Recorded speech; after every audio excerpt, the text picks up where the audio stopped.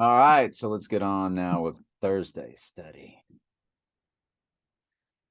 And for no man ever hated his own flesh, but nourisheth and cherisheth it, even as the Lord the church.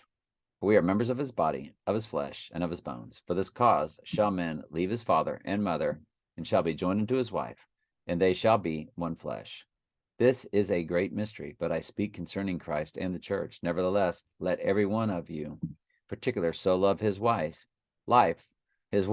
even as himself, and the wife see that she reverence her husband. Children, obey your parents in the Lord, for this is right. Honor thy father and mother, which is the first commandment, with promise, that it might be well with thee, that thou mayest live long on the earth.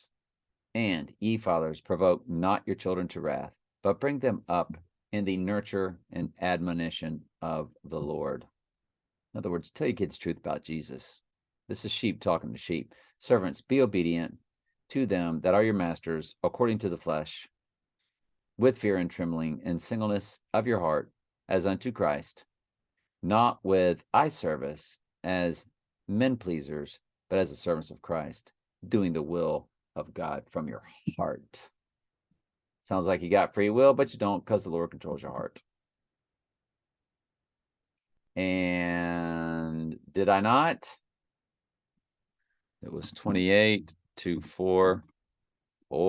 Let's go.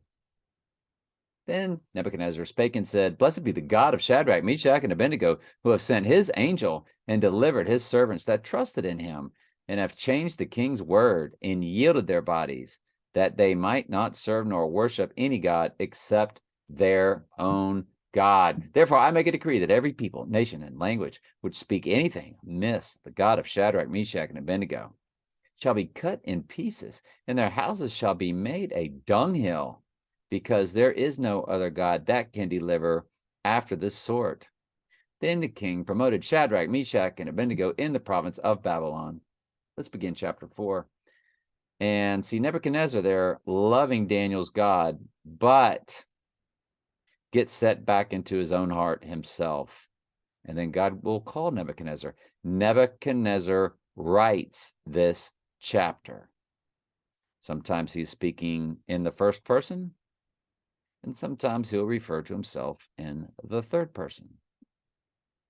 This is Nebuchadnezzar's story concerning his calling, his salvational call.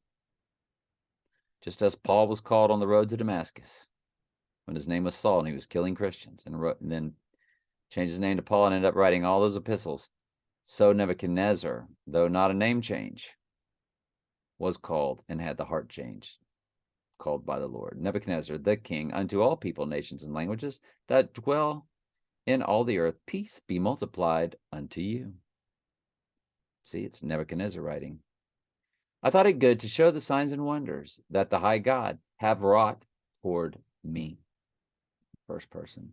How great are his signs, and how mighty are his wonders. His kingdom is an everlasting kingdom, and his dominion is from generation to generation. I, Nebuchadnezzar, was at rest in mine house, and flourishing in my palace.